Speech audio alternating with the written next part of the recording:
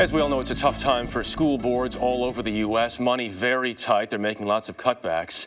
But this next case is extraordinary. A California school superintendent is cutting his own salary by 85% so he can save programs in his district. He is Fresno County School Superintendent Larry Powell, and he joins us this morning. Larry, good morning. Good morning. Nice to be with you.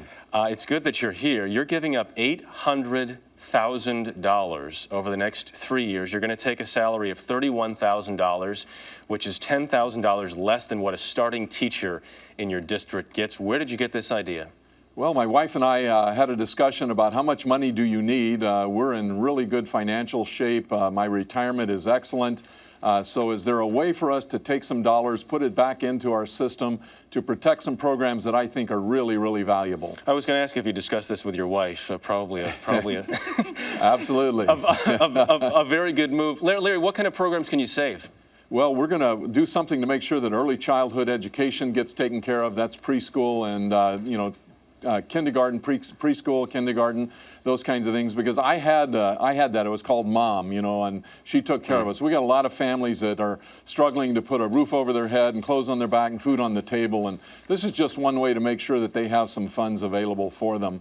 The arts, we're getting killed in the arts in California and across the nation. I think we've become so conscious of academics that we've lost the essentials, and that's the arts that makes for a really good society. So we're going to put some money back in those areas. But we also hope that we don't have to do anything, that the budget cuts that are potential for January and mid-year don't happen, and this money can just stay in a reserve account for future needs. So you technically had to resign and then get rehired, right?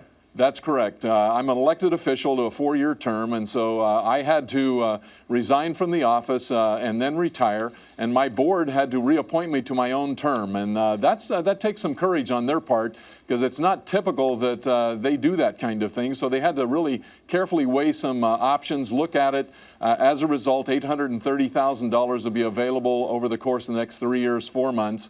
But I'm also doing something else my wife and I talked about.